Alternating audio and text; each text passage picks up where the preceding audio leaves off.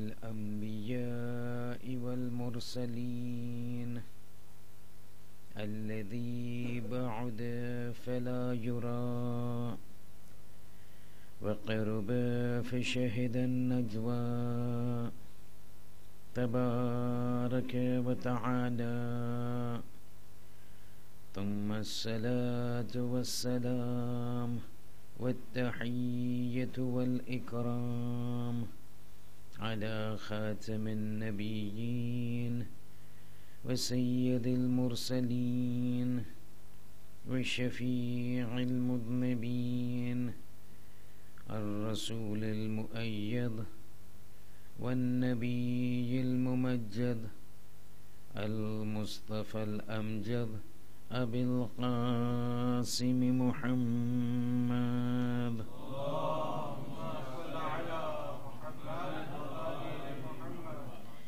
وعلى آله الطيبين الطاهرين المعصومين المظلومين لا سيما عن الإمام المنتظر وحجة الله الثاني عشر ابن العسكري المنتظر ولعنة الله على أعدائهم أجمعين من الآن إلى قيام يوم الدين.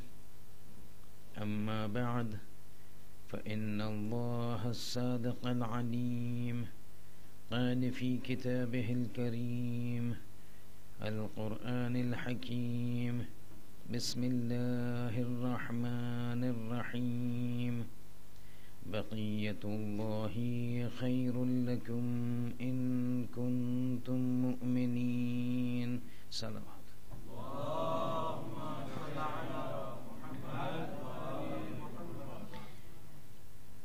Brothers and sisters, Assalamu alaikum wa rahmatullahi wa barakatuh.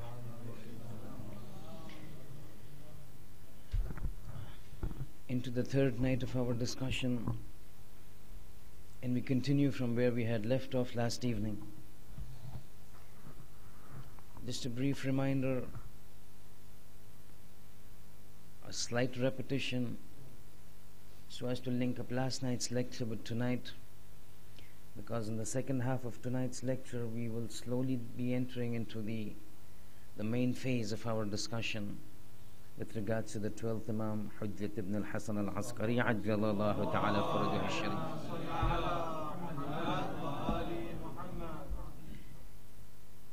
And if you recall what we had discussed last night with respect to the authority that Allah subhanahu wa ta'ala had given certain individuals, has given certain individuals, which we refer to, which he refers to, which we all know as by the term wilaya. And we explained last night that this authority, this wilaya, is something that forms the primary pillar of Islam. We will not go into the explanation. This is just a passing reference to link up last night's lecture with tonight. And the most important of those pillars that the tradition says that nothing in Islam has been so much emphasized as much has been wilayat. And the reason, some of the points we heard last night, that despite the fact that man having been given the free will and the freedom to choose and the freedom to reject and the freedom to obey and the freedom to disobey in so far as the issues of the Sharia is concerned, he can be allowed, he is allowed, he is given the freedom to pray or not to pray. He is given the freedom to fast or not to fast.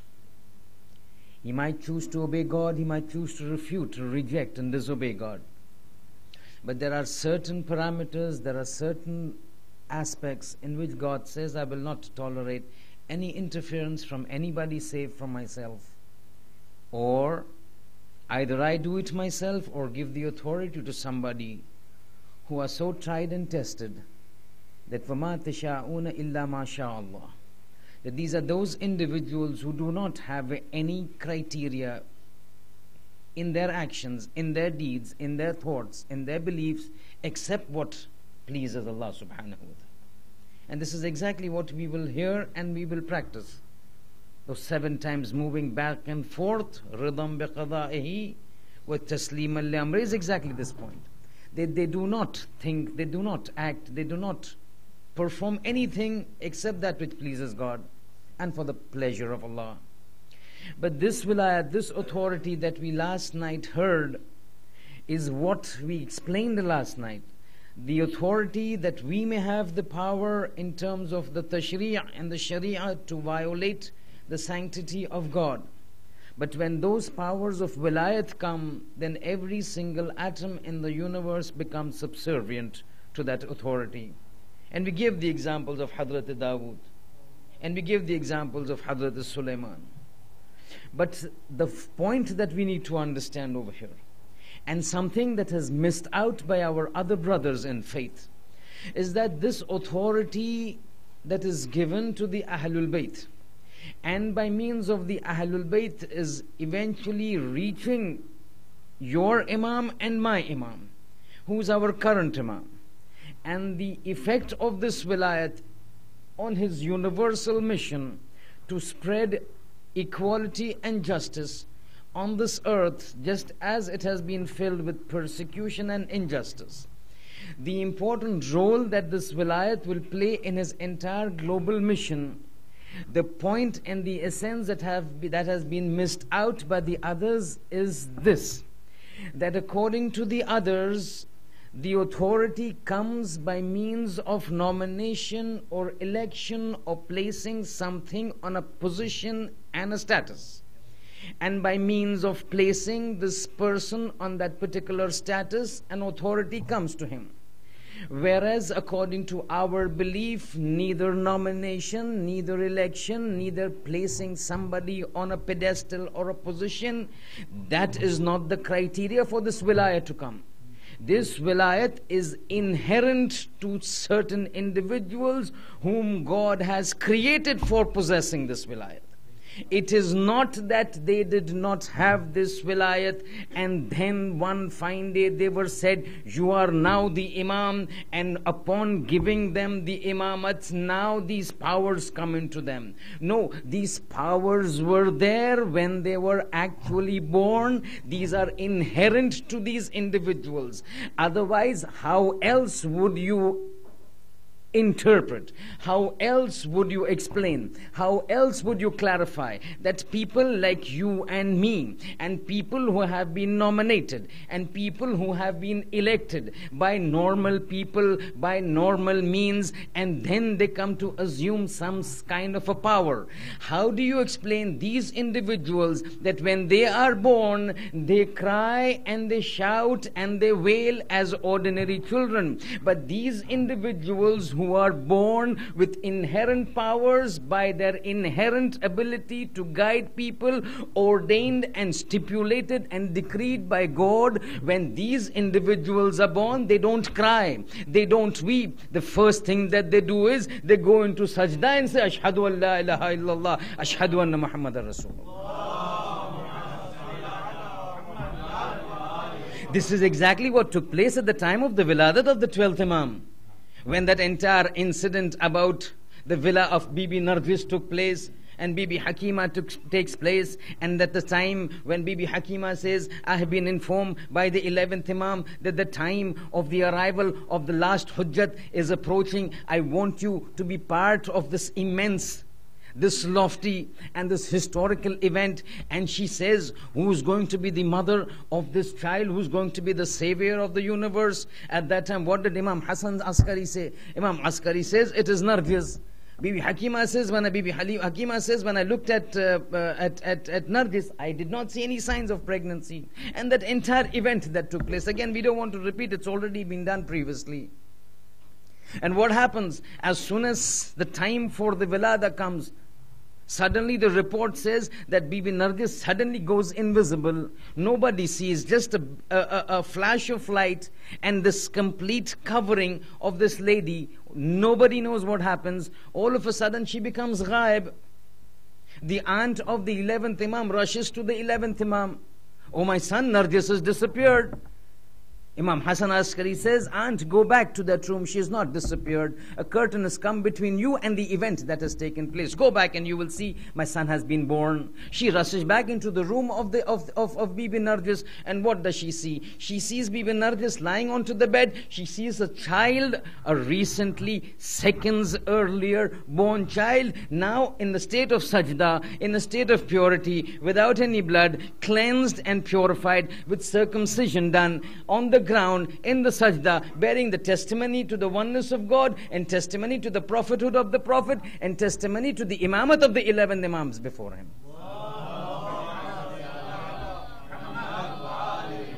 There must be some explanation for this difference in behavior between these individuals and us. And in order to explain this, I need to clarify a point. In philosophy, when we discuss the existence of any individual, any matter, any element, any particle, there is something which is called jawhar, and that is something which is called al-arad. Put it in layman's term, in simple, plain, crude English and crude English explanation. Jawhar means something that is inherent to a body, to an entity, something that is inherent. Arad is something that is not inherent but given afterwards. Not born, not created, not formed by it, but given afterwards. This is called al-arad. You will forgive me for putting such a crude explanation of this, but this is how I can, in terms of normal English words, explain terminologies of philosophy. So let me give an example. A rose, when you pick up and you smell its fragrance. This fragrance of rose is inherent to its wujud and existence. You cannot anticipate or imagine a rose without a smell and fragrance. This fragrance is part of its entity. You take away the fragrance from the rose, it would not be a rose. It would be rose in appearance, not in essence. So the fragrance of a rose is inherent to the rose. But in houses that we see ornamentation and decorations where we have plastic perfume flowers. This plastic perfume flowers did not have fragrance inherent to it. It was a plastic entity, fragrance was added to it. You take the issue of sun and light. Light is inherent to sun. Light is part of sun. Light is an essence of sun. You take away light from sun, and sun would not be an entity by the name of sun. As opposed to moon, the moon does have light, but the light of the moon is not by itself. It has been granted by the sun. The fragrance of the rose originally belongs to itself, but the fragrance of the artificial flower is granted to it.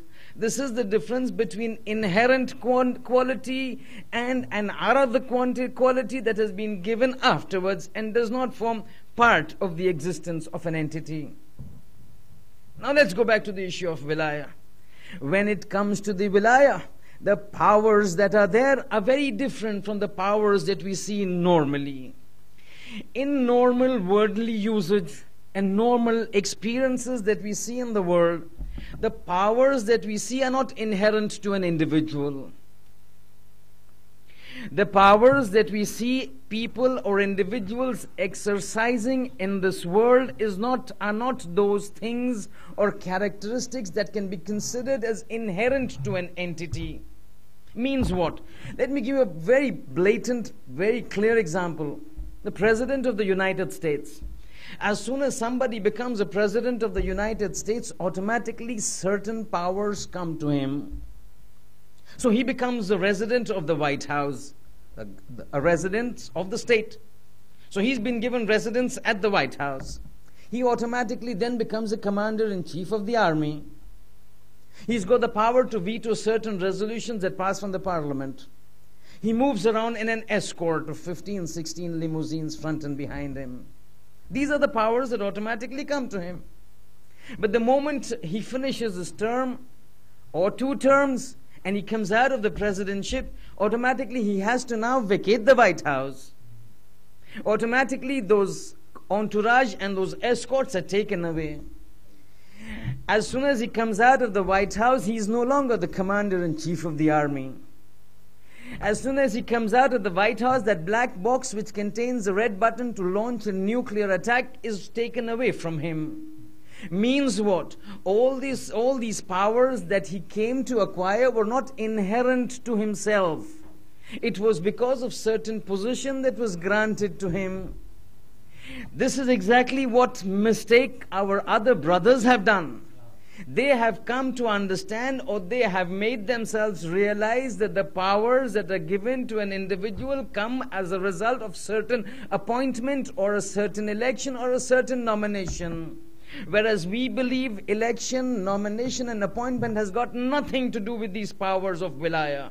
These powers of wilaya are inherent to the individuals who have been given these powers. Whether people put them on the pedestal and say he is an imam, or people take him out and say somebody else is the imam, these powers will continue to remain with him. Whether he is in power after 25 years as an imam or the khalifa, he has those same powers. Even those 25 years where he is made to sit into the house, he has the same powers. The powers and the authority of wilayat is not based on arad.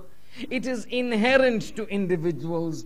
And this is the reason we find the hadith which says, La yuqasu ala Muhammad min hadhihi al-umma bi ahadin.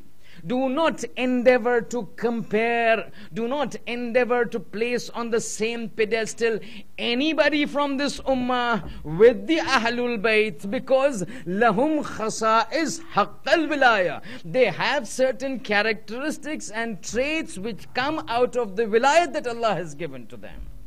There is no way you can compare these individuals to anybody. There is no way that you can put them on the same pedestal as anybody, because they possess certain inherent powers that are not bound or limited or constrained by people saying Ya Khalifatullah or Ya Amir al-Mu'mineen. Whether people call Ali Amir al-Mu'mineen or not, he will still exercise that same authority over the universe and make every single particle of the earth subservient to him, as we discussed last night, whether he's sitting in the house or whether people call him the Khalifatul Muslim. With this point in mind, we again go back to that issue, that let it not be misconstrued by these talks about the wilaya, that somebody thinks that we are doing shirk, because these very individuals, these very Ahlul Bayt, despite the fact that they have these powers, they realize that if they do not clarify things to the people, things could go wrong, people might make a mistake, and people have done it. Have people not considered him to be, Ali to be God? The ghulat. And that is the reason you find in numerous traditions, from numerous ma'asumeen, they say you will not understand who we are. You will not understand what we are. You will not understand what essence we come from. You do not understand, you will never be able to fathom the extent of the wilayat that have been given to us. And how do we understand? A simple explanation given by the 8th Imam, Ali ibn Musa Rada alayhi salatu wassalam. When he had gone to Mashhad, to Khurasan, Mamun takes him, says, Walayat Ahad, come on, let's go. I want to give you the crownship. Over there when he goes, as he's going there, on the way to Nishapur, that same hadith that we hear, but I'm not talking about that hadith that 20,000 scribes wrote that hadith. I want to talk about something else. As he's passing by, he meets a few people, the companions. They were waiting. The representative of the Prophet, the real representative of the Prophet coming. People waiting. So some companions come and meet him. So he asks, what is the burning topic over here? What is the burning issue that you want me to address? This is what is the function, right? Wherever there are burning issues, problematic issues, people who are in the field need to address it. So he says, what is the burning issue over here? So people say, Yabna Rasulullah, the issue of the Khilafat and the Imamat. Saying, what is the problem? Saying it's a polarizing issue. It has polarized the people. Saying, what do the people say? So some say this wilayat, this imamat, this khilafat can be done by appointment and nomination. Some say no, it's a divine representation, so it has to be divinely appointed. What do you say? It's a long tradition. At that time he starts explaining, but I don't want to go into that explanation. In the course of the explanation he mentions one sentence. He's saying, what do you think who an imam is? And incidentally, by the way, the same imam has got an extremely protracted and lengthy explanation of who an imam is. Somebody comes and says, explain to me who an imam is. It's an ajab hadith. You read this hadith, your understanding of imamat will change. It's an extremely long tradition. I mean, you require at least 5 lectures to just discuss that one hadith. Just one hadith. It talks about the traits of an imam. Al-imam huwa fulan, wa fulan, wallahu khasa'is fulan, wa fulan. It goes on and on. And you read it and you say, ajab. Decades of my life I have not understood what imamat is. But that's a different thing. Imam starts explaining to him, what do you think what imamat is? Do these people think that they even understand what imamat is, let alone appoint an imam? Or place somebody on this pedestal of khilafat? Then he says, this position of imamat, min haythun najm, min yadil mutanawilin. It is so far beyond the reach of an ordinary person, this position of imamat. And it is so far beyond the aspirations of an individual to be an imam.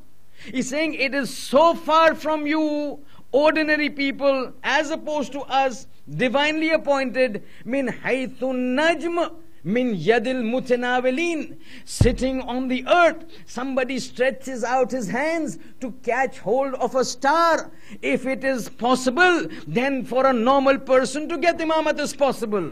But sitting on the earth, a person stretches out his hands to catch a star. A fact that is impossible to achieve, a fact that is impossible to comprehend. He's saying for a normal person to even understand the complete profundity of imamat, let alone become an imam, is so far impossible as for a man on earth trying to catch a star. Saying you don't understand what this is.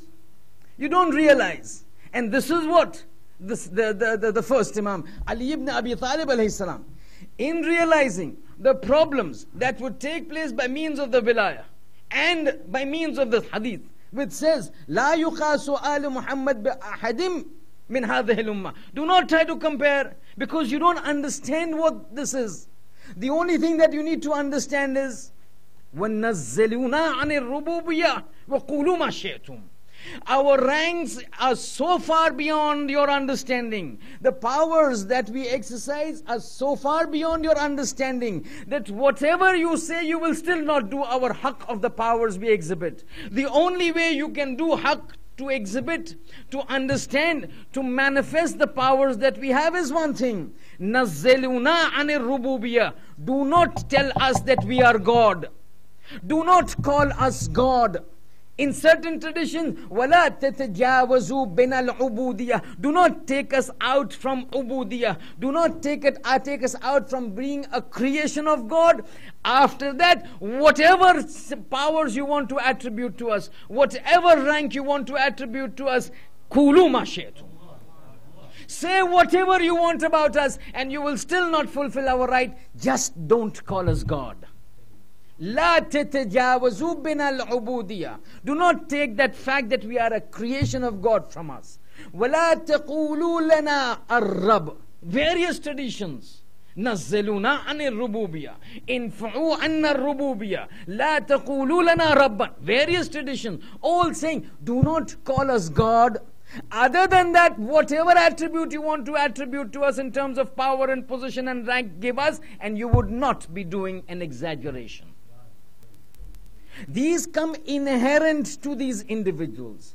And when these come inherent to these individuals, that is when you find an imam sitting in front, standing in front of a dhalim oppressor like Ma'mun, and talking to him the way the 8th imam spoke to Ma'mun.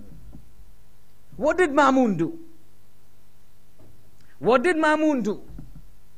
All the khulafa, in order to stabilize and exercise complete control, over the dominion under their control, exercise complete control under the dominion under their control.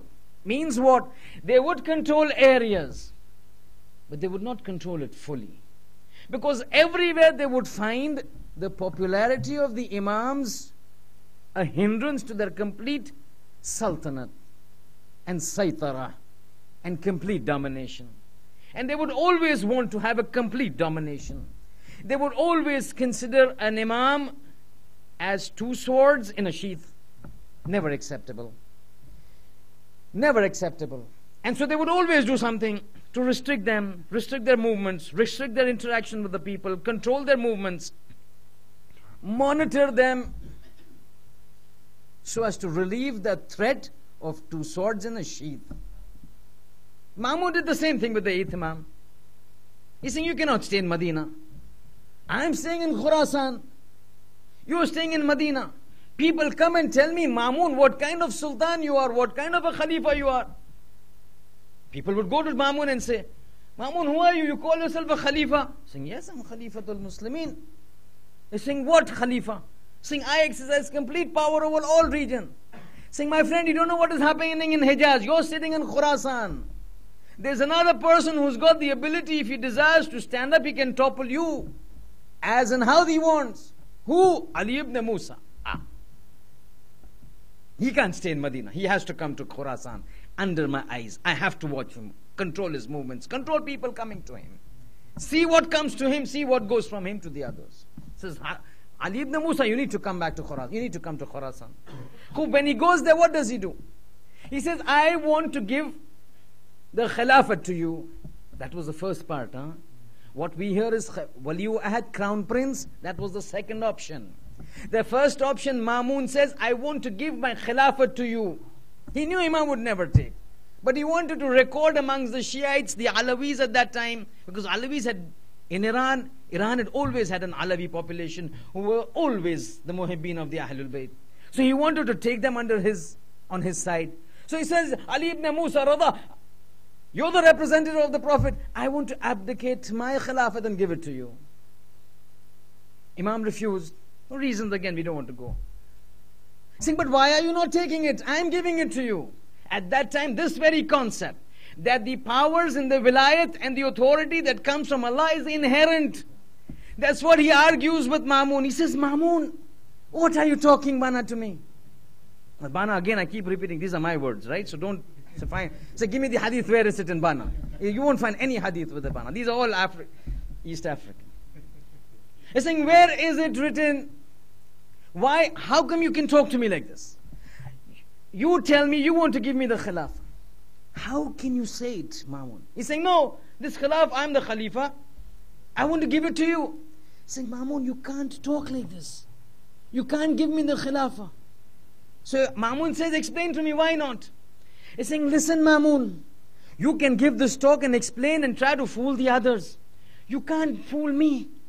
He's saying, this is not the case. He's saying, Mamun, if you think you're the Khalifa and this is your right, and this is what has been given to you by God, then you have no right to give it to somebody else. If it has been given to you by God, how can you abdicate it and give it to somebody else? You don't have the authority to do it. It has been given to you by a higher authority. If it has to be taken from you, it has to be taken from that same higher authority. You can't give it. So if it is your right and it is your inherent haqq, then you cannot give it to anybody. And second, if you say this is not your right, something which does not belong to you, you cannot give it to me. So this concept that you want to give your Khilafat to me is baseless. It is not founded on any logical argument. If it is yours, given to you by Allah, you cannot give it to me. And second, if it is not yours and not given to you by Allah, how can you give something that is not yours to me? Because he knew that the entire inherent wilayat lay with him. And it is because of this that now we are talking about this wilayat moving from that wali and those waliullah and awliya into the one that is concerning you and me, the 12th Imam. And you will see as we go further how this wilayat plays such an important role in the entire universal mission of peace and equality of the 12th Imam. But before we go on to that, we must realize one thing, that this 12th Imam issue that we are talking about, it's not something that we are hearing now. It's not something that has come up during the Ghaibat al-Sughra or the Ghaibat al-Kubra. It is not, again for my young brothers, there is no time to discuss what is Ghaibat al-Kubra, what is Ghaibat al-Sughra. These things have already passed. It requires one whole ashra. The last ashra you can pick it up and listen. But we just need to move forward in this. It's not something that these things that we will be discussing, the talk about the 12th Imam, the various things about the 12th Imam has come out during the time of his Ghaibat al-Kubra and Sughra, or during the time of the 11th Imam, his father, who must have said, or we might assume to him to say, that now he's anticipating the 12th one, the last one to come. He's about to go, so he starts saying, come, I'm going to tell you about his life. This is what is going to happen. This is what is going to happen. This is what is going to happen. Because now, very shortly, he's going to be born. When he's 5 or 6 years old, I'm going to die, so you need to know about him. No! This is not the case. This issue about the 12th Imam, this issue about the last Hujjat of Allah, this issue about that entity on whose shoulders Allah has placed His promise in the Quran that would remain up to the Day of Judgment, and on whose shoulders Allah has placed His prophecy of what is going to happen into this world. This event is so important and so significant that not just the 11th Imam, not just the 10th Imam, not just the 9th Imam, not just the 1st Imam, not just the time of the Imams of the 1st and 2nd and 3rd of that time, but these talks have come right from the time of the Holy Prophet. Holy Prophet, 11 Hijri, he passes away. 11 Hijri, he passes away. Today we are in 1435.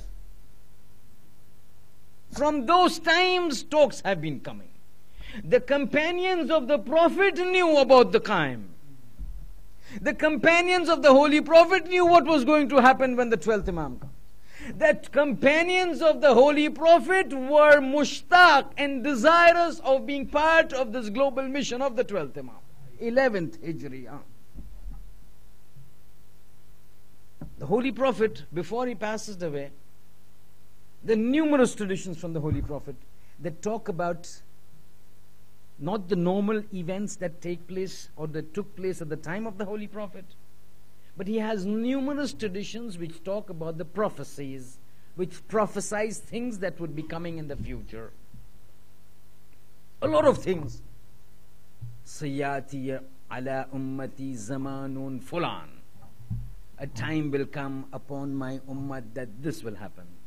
وَسَيَاتِي عَلَىٰ أُمَّةٍ زَمَانٌ fulan. You will see in future a time when on my ummah the fulan things will happen. Numerous traditions.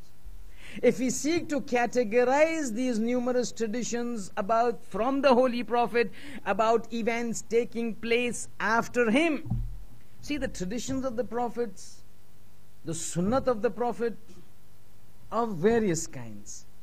One are those that it talks about events or instances or questions or masail or fiqh or ahkam or aqaid at that time.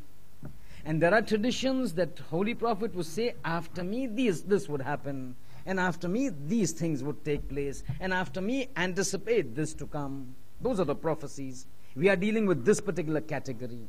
So all those traditions that talk about the future can be categorized into 3 categories. All those traditions that talk about the future events, foretelling, prophesizing the future events, can be classified into 3 categories. One, which categorize, which talk about the near future after his departure. These are those traditions, and these are quite a lot. Those traditions which talk about what would happen to the ummah immediately after he goes. The oppression, the brutality, the madlumiyat, the dhulm that will be meted out upon the Ahlul Bayt, specifically related to the Dawran and to the period of Bani Umayyah and Bani Abbas. Bani Umayyah, Bani Abbas, Bani Umayyah took power in the year 130 odd Hijri. From Bani Abbas took power from Bani Umayyah of the 132 Hijri. Bani Umayyah means what? Bani Umayyah means Yazid. Bani Umayyah means Muawiyah. Bani Umayyah means Ibn Marwan. The entire family of Marwan. Those are Bani Umayyah. At 132 odd Hijri, Bani Abbas come to power. They go up to 630 Hijri.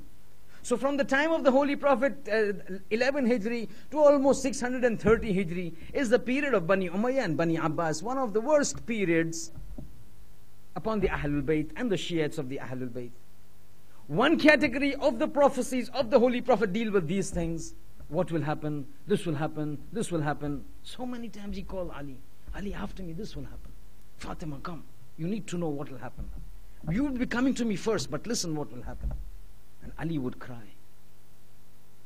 And the Prophet would cry. And Fatima would cry.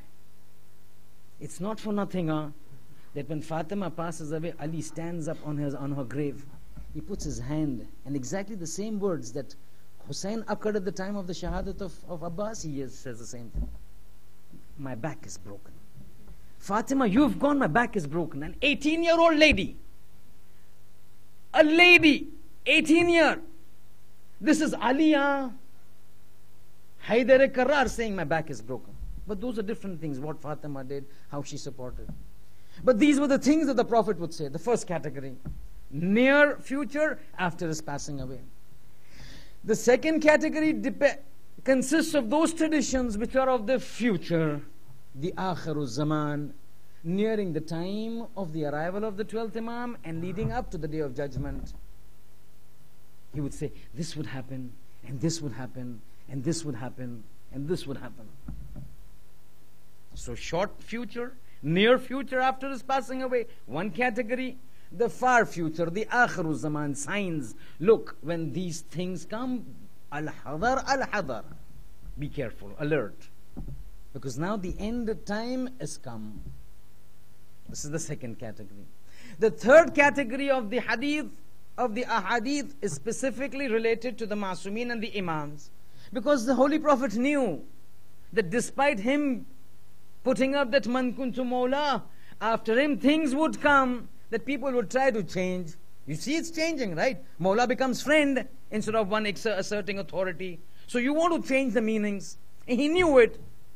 He started making preparations, talking about them, talking about the Imams. Tonight, we will be discussing very shortly, in the time that I've got, on this third category of the talks of the Holy Prophet, prophesizing the future, restricting ourselves to the Imams and the Imamat. In this category where the Prophet is announcing, is informing, is briefing the people, look, after me there will be a huge fitna. Fitna in Arabic means ikhtilaf. Fitna in Arabic means difference of opinion. So there'll be a huge fitna on the successorship. And he would make it a point on several fronts to put out certain traditions with respect to the Imamat, one, and with respect to the Imams, two. Realizing that people knew and would know that the successorship of the Holy Prophet after the death of the Holy Prophet becomes one of the most important issues, and at the same time one of the most contentious of the issues. So he would intentionally give out hadith that talk about the Imams and the Imamat. These traditions that talk about the Imams and the Imamat, again we can classify them into three groups. Let's not lose focus. Prophecies of the Holy Prophet divided into three groups. The third group consists of the prophecies and the information about the Imams and the Imamat. We're going to talk about the 12th Imam, so we have to restrict ourselves to the Imamat. Otherwise we can land up wherever and you would not have a clue after 11 days what we've spoken. This third category of traditions of the Holy Prophet, prophesizing and informing things about the Imam and Imamat, again divided into three categories. One is that category consists of those traditions in which the Holy Prophet speaks out the number 12 as his successors. See this context? That we got so many successors, there was no mention of, first of all, people say there was no mention of successorship. And you will see how fallacious this talk is. A little later if you have the time. People say he did not mention a successor. Even if he did mention a successor, this 12 that you're talking about, where does it come from? This Rafidi come out with the figure 12 where? Traditions from the Holy Prophet clearly manifesting. Al-a'immatu min ba'di ithna ashar adada nuqaba ibn Israel wa hawari Isa ajab. He's saying, Al-a'immatu min ba'di, the imams after me. These are for those individuals who harbor doubt as to whether the figure 12 is a concocted figure by a particular group who claim to be following and adhering to the Shiite faith. This is for them. The Prophet, in numerous traditions, they said, Al-a'immatu min ba'di, the imams after me, Al-ithna ashar, 12 imams. Then he doesn't stop over here, huh? Because there is always a time, there could always be a possibility that people might change this figure, because in olden days you never had this dots, right? So there could always be a possibility people might change this. Then he goes on and says, Al-a'immatu min ba'di ithna ashar, the imams after me are 12. He doesn't stop. Saying, I will not leave anything to chance. I will not leave my words to be interpreted upon the whims and the caprices of individuals who've got fallacious mindsets and sinister designs. I will explain what this figure 12 means. Other than Nuqaba ibn Israel, this figure 12 is similar to those groups who were there in Bani Israel. All of us know when Hadrat Musa, when he was going through the deserts, and at that time there was a shortage of water, and the Bani Israel came to him and asked him for water. At that time Allah told him, Fadrib bi'asakal hajar, take your asa and your staff and hit it upon the rock. As he hit it upon the rock, one stream came out. Now Bani Israel was a qawm who had been given the maximum benefits and the maximum favors and the maximum grace amongst all the nations and all the tribes. Ad, Thamud, the qawm of Shu'aib, the qawm of Nuh, it was the qawm of Musa who was given the maximum benefits, grace and bounties of Allah subhanahu wa ta'ala. But unfortunately, amongst all the communities, the most recalcitrant, the most stubborn, the most disobedient community, the community of Bani Israel. When they were struggling for water, فَضْرِبْ بِعَصَاكَ الْحَجَرِ, hit the rock with your staff. When Musa hits it with the staff, a spring flows out in that desert, dying out of thirst, wanting water. Water comes out, but that bigotry that was there in their minds refused to allow the Bani Israel to drink water. They say, we are 12 tribes, this is one stream, we cannot drink. Chabbana, you're dying out of thirst. The water has come, you still don't want to drink it. He's saying, no, this is against our self-respect. So what do we do? The Prophet says, bas, I'm hitting it again. 12 streams come out. The Holy Prophet, when he says, Al-a'immatu min ba'di ithna ashar, after me 12 imams, then he says, Adadan nuqba Bani Israel, in accordance to the tribes of Bani Israel. So if somebody wants to play with the figure 12, they cannot play with the figure of the tribes of Bani Israel. Then he says, even if you play with the tribes of Bani Israel, I will again go further. Adada Hawariyeen Isa, the number that is equivalent to the Hawariyun, the disciples of Isa. Everybody knows he has 12 disciples. So by naming the figure, he also goes on to put in certain such characteristics that nobody can play with the figure. This is the first characteristic, first group of the prophecy of the Holy Prophet with respect to the Imams. After me, make sure there are 12. If you have less than 12, these are not the right group. More than 12, these are not the right group. The one that is there is number 12. Then in certain cases, he goes forward to explain the traditions. The second group of this tradition, don't get lost, huh?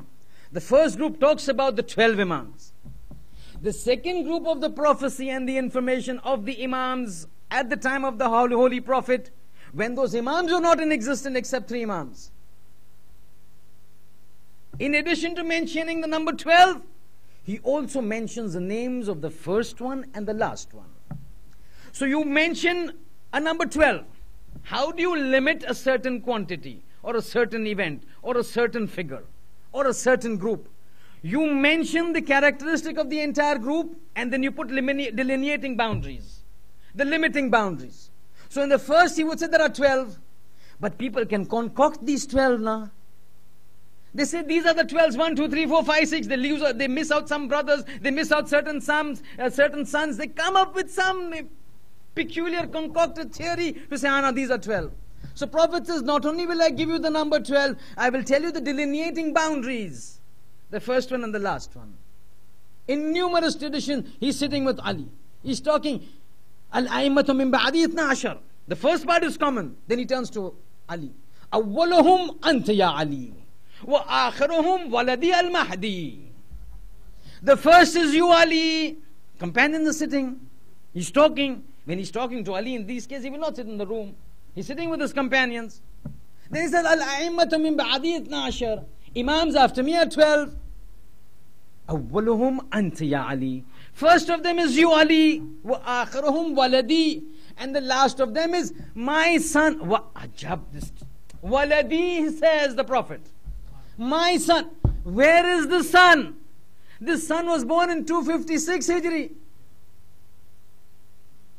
This is not even 11th Hijri. At that time the Prophet is saying, وَآخِرُهُمْ, the last of them, وَلَدِي al-Mahdi. He's put a boundary. Anybody following within this boundary with the figure 12 as the correct group. Beyond this, other than this, is the false group. That is what he said, right? That my ummah will have 73 groups and firqa. Only one of them is al-firqatun najiyah. Only one of them is the group that will succeed, that will be salvated, that will be delivered. So he's put a boundary. But this is the second category. I'm just passing one hadith so that we can move quickly. The third category becomes even more ajib. Because now with these are put under the carpets. These are not shown out to the people who claim that the Shiites are kafirs. Ajab this is of this world. Things which are given so blatantly, obviously by the Holy Prophet are shoved under the carpet to such an extent that the world begins to believe that we are concocting theories and we are concocting imams. The third group is not just that he mentions the number. It's not just that he mentions the boundaries. He mentions individual names. And look at this tradition before we go. We're talking about the 12th Imam. We need to convince ourselves, is this man really in existence? Is this man really what he is supposed to be? Till we don't go into all this, talking about him becomes useless. Because there is no foundation. Look at this tradition. And many of these things that people get convoluted and confused in this tradition. Tradition reported by Ibn Abbas. Ibn Abbas is a scholar. No. Ibn Abbas is a person, a companion of the Holy Prophet and Imam Ali alayhi salam. And whenever I talk about Ibn Abbas, I do mention this fact. He was from a very small age with the Prophet. The Prophet would take him. After the Prophet passed away, he moved his loyalty and allegiance to Imam Ali. He would keep following Imam Ali. This person, Ibn Abbas, is regarded very highly. He is one of those rare individuals in the literary circles of the Islamic theology and the academic circles of Islamic history, where a consensus there between the Ahl Sunnah and the Ahl Shia on the veracity, truthfulness and the acceptance of this man and whatever he says. Ibn Abbas. There are two Ibn Abbas. Abdullah ibn Abbas, Ubaidullah ibn Abbas. We're not talking about Ubaidullah ibn Abbas. That is a different character with a different characteristic. We don't want to talk about Abdullah ibn Abbas. This man has a special say in the tafsir of the Holy Quran. And you pick up most of these books of tafsir of the Ahl Sunnah, and you would find that a lot of these of the tafsiri hadith given by Abdullah ibn Abbas comes into the tafsir of the Ahl Sunnah. And this man is even highly regarded by the Shia. Now they regard him very highly. But this Abdullah ibn Abbas has gone on record to have said, you pick up the books of tafsir of the Ahl Sunnah, numerous traditions on numerous ayat, on numerous occasions of revelation of the Quran and the ayats of the Quran. Qala ibn Abbas, an ibn Abbas. Rarely you'll find Imam Ali alayhi salam's name mentioned. Very rarely. Ibn Abbas, Qala ibn Abbas, sami'tu an ibn Abbas. The same Ibn Abbas is asked, Ibn Abbas, you've been with the Holy Prophet. You've been in the house of revelation. You've been following Imam Ali after the Holy Prophet. How, and you've got so much knowledge about the Quran, the tafsir, the shan and nuzul, the ta'wil, the explanations. How do you compare your knowledge to the knowledge of Imam Ali alayhi salam? You want to see madlumiyat of the Ahlul Bayt? Listen. He's saying, how do you compare your knowledge to the knowledge of Imam Ali alayhi salam? He says, what are you talking? Who are you comparing me with? My knowledge in comparison to the knowledge of Ali is like a drop in comparison to an ocean. This man who himself claims himself to be a drop in comparison to the ocean of knowledge of Ali is regarded higher than Ali. This is what I call matlumiyat. This Ibn Abbas is narrating. He's saying one day a Yahudi comes to the Holy Prophet and he says, Ya Muhammad. He didn't say Ya Rasulullah. He never believed in the Holy Prophet. He says, Ya Muhammad, I have certain questions that are plaguing me for a long time. And I need to ask you. If you answer me these questions, which have been plaguing me, I will accept Islam. So the Prophet says, Ya Ibn Amara, ask. Ask me. So he starts off with several questions. The first thing he says, Ya Muhammad, sifli Rabbak. Describe to me how your Lord is, what your Lord is, what is your understanding, what is the concept of Islam, the ideology of Islam about Allah. And the Holy Prophet starts an explanation. And he's listening, and he's listening, and he's listening. When the Holy Prophet completes, he puts his head down. Then he says, Ya Muhammad, La budda min nabiyyin, la budda lin nabiyyin min wasi'. It is our belief, he's a Jew. He's saying our belief is that every Nabi has a wasi. Ajab, huh? A Jew is saying that every Nabi has a successor. A Muslim says the Nabi doesn't have a successor. Ajab this is. Jew is saying every Nabi has a successor. A Muslim says the Nabi did not leave a successor. So he says, do you have a successor? Then he goes on to explain. Our Prophet Musa, left a successor, Yusha ibn Nun. Hazrat Yusha ibn Nun, he's got his grave in Iraq. It's a very serene, a very calm place. People don't usually go there. It's an ajab place. You go there, there's an ajab tranquility that you see. So our Prophet left behind Yusha ibn Nun. Man wasiyuk. Who's your wasi? So he says, Al-wasiyi wal-khalifata min ba'di Ali ibn Abi Talib alayhi salatu wassalam.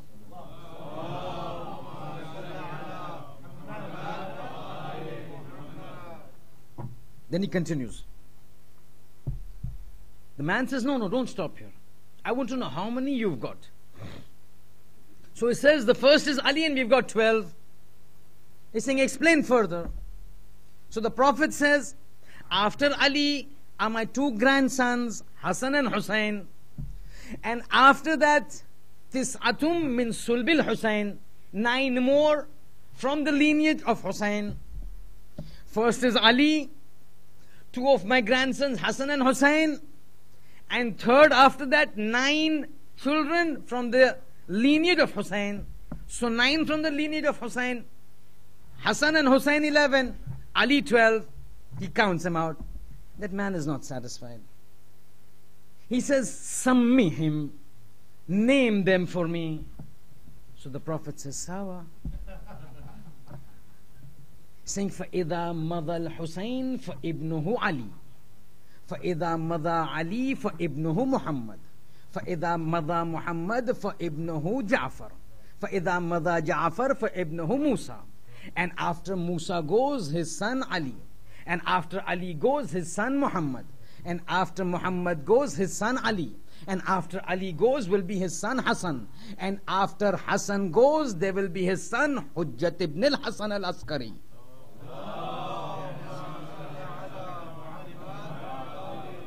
I will just read out the exact text for you. فَإِذَا مَضَى الْحَسَنُ فَبَعْدَهُ ابْنُهُ الْحُجَّةُ ابْنُ الْحَسَنِ ابْنَ عَلِي فَهَذِهِ 12 إِمَامًا عَلَى عَدَدِ نُقَبَاءِ بَنِي إِسْرَائِيل. After Hassan, there will be the Hujjat of God, totaling 12 to the quantity, the figure of these tribes of Bani Israel.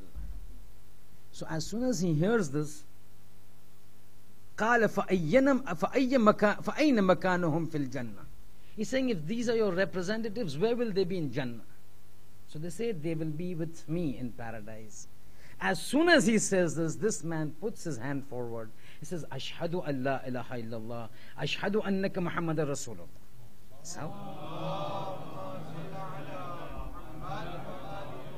So the Prophet says, just by asking these questions, what suddenly made you accept the veracity and the truthfulness of Islam? He's saying, Ya Rasulullah, I had seen in our religious scriptures the prophecies of Musa. And in our religious scriptures, Musa had said, after me there is going to be a prophet whose name will be Ahmad. Because after Musa there was also Isa. So there was a possibility people would have mistaken between Isa and Muhammad. So he clarifies. The Prophet says, the Musa had said, after me there will be a prophet by the name of Ahmad. After him, La Nabiyya min ba'dih. After him there will not be a prophet. And one of the characteristics and the signs of this truthfulness of this prophet is, he will have 12 wasi. He will have 12 representatives. And in these 12 representatives, if their names are with the characteristics that have been given, then this is the prophet. When you have explained to me how God is, and when you explained to me your 12, and when you explained to me the names, I realized this was exactly that had been prophesied by Musa. I have brought faith upon it.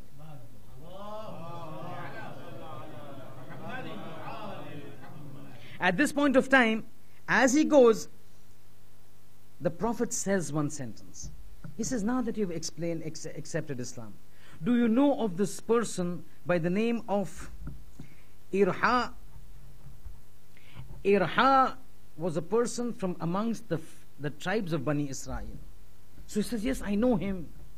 So Prophet asks, what do you know about him?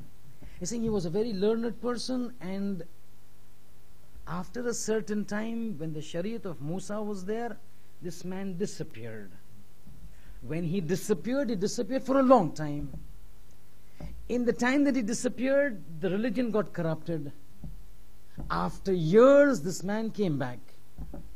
This man came back, he sorted out the religion, he removed all the messy things and brought the religion of Musa back to its original form.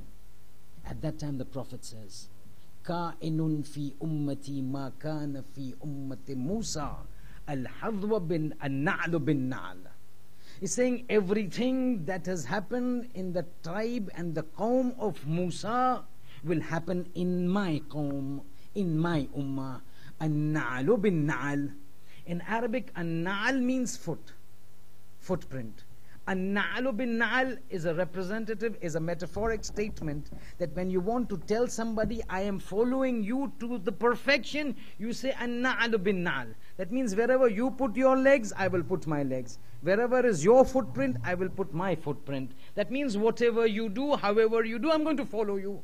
It's an Arabic saying, an-na'lu bin na'al means whatever is done by you, I am doing it. The Prophet says, ka'inun fi ummati ma kana fi ummati Musa, an-na'lu bin na'al. Whatever happened in the qawm of Musa will happen to my qawm, an-na'lu bin na'al, exactly the same. This man disappeared at the time of Musa. The religion got corrupted and he came back and he cleansed the religion. In my ummah, there is one person who will do the same. He will go into occultation. He will go into ghaiba. The situation in the world will change. The religion will get polluted. The religion will get corrupted. At that time, upon the orders of Allah, yakhrujul qa'im, the qa'im will come, cleanse the religion of God and bring it back to its pristine form and glory.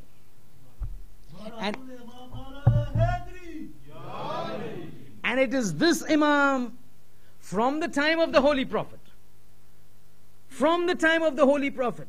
And I have records, I have books, I have traditions from every Masoom, whether it is the Holy Prophet, up to the 11th Imam. Every Masoom has spoken something or the other about the 12th Imam. Something or the other. To such an extent that there have been certain Masoom who have been presented the case that we have arms, we have ammunition, we've got the people, rise up and rebel against the occupying and the oppressing powers. And he would say, this is not my job. This is the job of my son Al-Qaim. Everybody, whether it's the 4th Imam, or the 5th Imam, or the 6th Imam, or the 11th Imam, all have spoken about the arrival of the 12th Imam.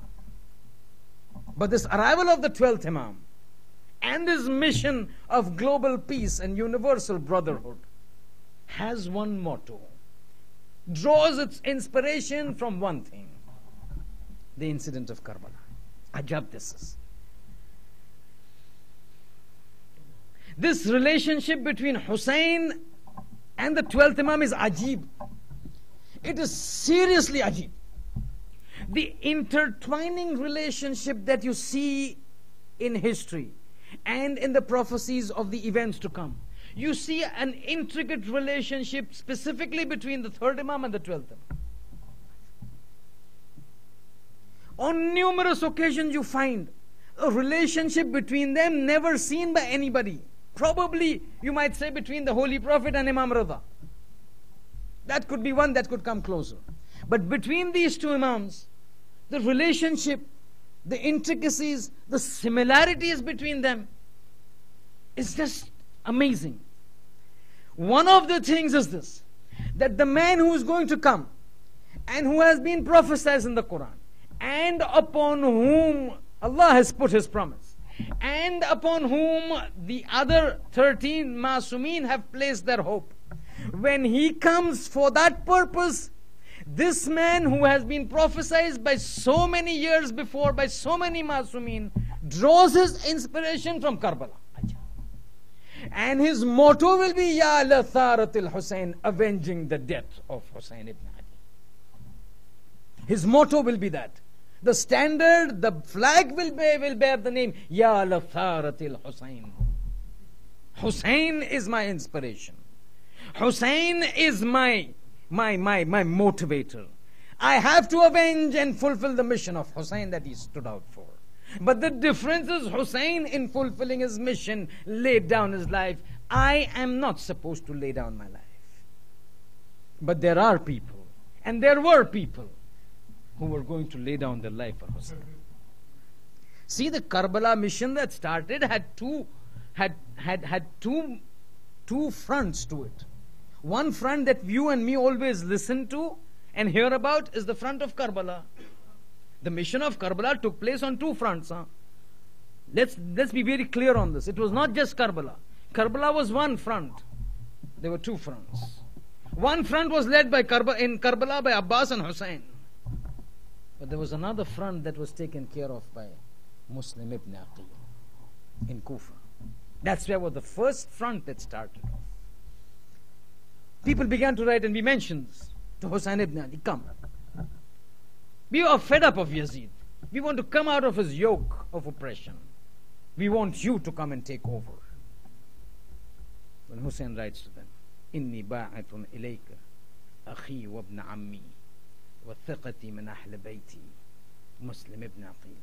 I'm sending you my brother or my cousin. Somebody whom I trust. Thiqati, it means somebody I trust. But not an ordinary person I trust. Thiqati min ahl bayti, from my ahlul bayt. See, when you call somebody an ambassador, who's an ambassador? Have you ever thought? An ambassador is not anybody. The government doesn't pick up an ambassador in a particular country, representing that country, to be just anybody. Ambassador means a person who is hand-picked, whom the government or the president or the head of that state knows is in sync with the ideology of the head of state. He has the same beliefs, he has the same ideology, he has the same conviction, he follows the same principles as the government. Then this person is taken. And that is why you will see When governments change, the ambassadors change. Because ideologies change, the principles change. Muslim ibn Aqil was the ambassador of Hussein means what? Whatever Hussein stood for, Muslim ibn Aqil stood for. Whatever Hussein would die for, Muslim ibn Aqil would die for. Muslim goes to Kufa. At that point of time, 40,000 people doing bayat at the hands of Muslim ibn Aqil. Some say 30,000, some say 18,000, some say 40,000. Whatever the figure. A colossal figure in those times. But what happens? Those very people who pledged support within a day changed over. How? But the arrival of Ibn Ziyad. Ibn Ziyad comes inside, I mentioned, one hand dirham, one hand sword. You either support me and leave Muslim by the greed of money, or by the fear of sword. The choice is yours. And how people change. This is what Imam Ali says in Najul Balagha. Ad-dinu ala al-sinatihim. People talk religion, they don't practice religion. So easy to say, Hussein, come, we will support you. But the moment you see a bag of dirhams, the moment you see sword, the tongue stops wagging. The heart moves away. يَقُولُونَ بِأَلْسِنَتِهِمْ مَا لَيْسَ فِي قُلُوبِهِمْ. They talk with the tongues what is not there in the hearts. The whole situation in one night changes. The entire entourage, the entire supporter behind Muslim ibn Aqil going for Maghribain prayers. Ibn Ziyad comes to know people are praying behind Muslim ibn Aqil. He makes an announcement. Maghribain prayers starting. Announcement from Ibn Ziyad. Anybody found supporting Muslim ibn Aqil, his life, his property, his wife, his children, mubah upon my army. There the Maghribain prayers finish, the announcement reaches people. By the time Isha starts, Muslim wants to look behind nobody. It's not for anything Kufa has been said this way. 40,000 people. And Muslim ibn Aqil on the basis of this bay'at writes to Hussein ibn Ali, Ya Sayyidi, come. The place is ripe for you. As soon as Hussein takes that letter, reads the letter, he says, Muslim is called. He said, things are right, let's start moving towards Kufa. But at that time, between Maghrib and Isha, things change. What was supposed to be a huge army of followers, now when he turns back, there is nobody. In the whole Kufa, there is curfew. All exit points sealed. All individuals said, you are not to be seen in the streets. Anybody caught in the streets will be considered supporter of Muslim ibn Aqil and killed. The wife taken, children taken, properties confiscated. At that time, after Maghribain prayers, nobody on the streets. Nobody wants to give Muslim ibn Aqil any shelter. All throughout that night, Muslim is looking for a place for shelter. You remember, he has come upon the calling of 18,000 or 40,000 people. Suddenly, there is nobody to give him shelter. Throughout the night, he keeps moving. He starts looking for a place of shelter. This is that same warith of that prophet for whom the entire universe has been created. But now this man has no place to stay. While moving around, tired, thirsty, hungry, he happens to sit on the doorstep of a house. This house belonged to a lady by the name of Taw'a, a mu'mina, a follower and a muhib of Hussein. Her son had gone out. She had come to know about this notification of Ibn Ziyad. She had come to know about the curfew and the situation, how the entire situation had taken an 180-degree turn and upheaval. Worried her son was not coming. Every so often she would open the door to see, has my son come? Has my son come? Now when she opens the door looking for the son is not to be seen, but she sees a young man sitting on the doorstep. Surprised. Everybody is scared. Nobody is supposed to be on the road. Looking at him outside the house, Ta'a says, "Oh young man, how come you are sitting outside? Don't you know what is happening in Kufa? You're not supposed to be outside. Go back to your house. Go back to your house."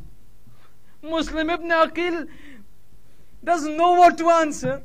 Then he says, "It's so nice of you to give me a recommendation. But if you're giving me a recommendation to go to my house, also do tell me where can one go who does not have a house?" So she says, what do you mean you don't have a house? Are you a musafir? Are you a traveler? So Muslim ibn Aqil says, yes, I am a traveler, I am alone. At that point of time, there was only one musafir. As soon as she hears, she says, Anta Muslim ibn Aqil? Are you Muslim ibn Aqil? He raises his head and says, Ana Muslim ibn Aqil, I am Muslim. She says, then come inside. Are Safir of Hussein, ambassador of Hussein, the representative of Hussein, come inside. She takes him inside. Then he explains to her, whatever happens, the night goes, somehow the word reaches Ibn Ziyad that Muslim ibn Aqil is in the house. Early next morning, the hooves of the horses are heard to be coming. Muslim on alert realizes his hideout has been disclosed. People surround the place and taunt him to come out. As he is getting ready to come out, the Taw'a, the lady, says, Muslim, don't go out. Sayyidi, don't go out. He says, why? He's saying, you are in an enclosed environment. You will be more safe over here. At that time, Muslim ibn Aqil states a sentence. Ajab. He says, no Taw'a. Remember, this lady is an old lady. This lady is not a young lady. This is an old lady. He is telling her, oh lady, Taw'a, I cannot fight in the house, because if I fight in the house, these enemies would come inside and there is a danger to your hijab. I would say, Muslim ibn Aqil, this lady, you're so worried about her hijab. She is in her house, enclosed around. I would want you to come to Kufa, 61 Hijri. Have a look at Zainab. There is no house. There is no enclosure. It's an open place and there is everybody around looking at the face of Hussein's sister Zainab bint Ali. Muslim goes out, begins fighting. There in Karbala, the enemies were in front, but over here in Kufa, Muslim not only has to contend with the enemies in front, but ladies from top of the houses were throwing boiling water and rocks. Eventually, Muslim ibn Aqil is taken prisoner. He is taken to Ibn Ziyad. Ibn Ziyad says, cut off his head and throw him from the top of the castle. He is taken to the top and he is asked, any final recommendations? He is saying, give me 2 minutes. Give me 2 minutes. Hearing that 2 minutes, he says, given 2 minutes. What do you want to do? Muslim doesn't say anything. At the top of that roof, he turns towards the car, towards that route coming from Makkah towards Kufa, stands up, points to that route and says, Assalamu alayka, Ya Aba Abdullah al-Hussein. Oh, my salams to you, my brother Hussein. How do I pass the message? Don't come to Kufa. Here Muslim ibn Aqil on the rooftop turns and says, Assalamu alayka, Ya Aba Abdullah. At that very moment, Hussein had pitched tent in a particular place on his journey towards Kufa.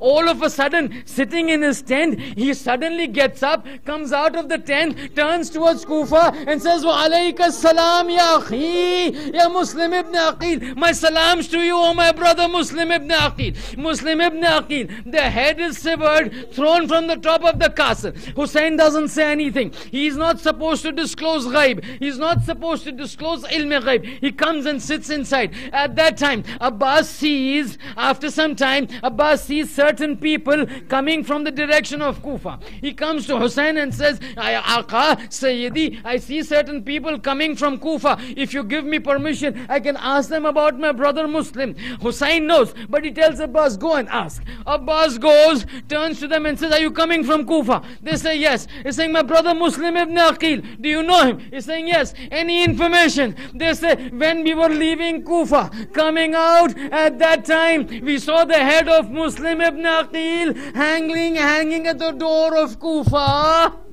Abbas comes and tells Hussein, Ya Sayyidi, Muslim is no longer alive. Hussein says, call the daughter of Muslim. Muslim had a small daughter. She's become an orphan. Hussein says, call the daughter of Muslim. Muslim's daughter is brought. Hussein puts her on the lap, starts caressing her hair, starts kissing her on the cheek, starts playing with her hair. At that time, that girl, she is from the Hashimi family. She turns to Hussein and says, oh Chacha, you are behaving with me me as people behave with orphans? Has something happened to my father, Muslim? Hussein says, oh, so daughter, your father is no longer alive. He's been killed. But don't worry. Your father may not be there, but your chacha is there. Hussein is your chacha. Whatever you want, Hussein will give you. Any problems, Hussein is there. Any trouble, Hussein is there. Don't worry. Arey Hussein, so easy for him to say this to the daughter of Muslim. My hearts go out to another 4-year-old daughter. Arey Sakina bint Hussein. At that time in Karbala, when you have a father killed and the chacha is there, there is some consolation for the child, for the orphan. But what happens when the father is killed, Hussein is gone, and even the chacha is killed, Abbas is gone? There is no consolation. Then whenever Sakina cries, Ya Hussein, there are slaps from Shimr and the whippings of Umar Asad. And there is no Hussein, no Abbas. وَسَيَعْلَمُ الَّذِينَ ظَلَمُوا أَيَّ مُنْقَلَبٍ يَنْقَلِبُونَ. Hussein.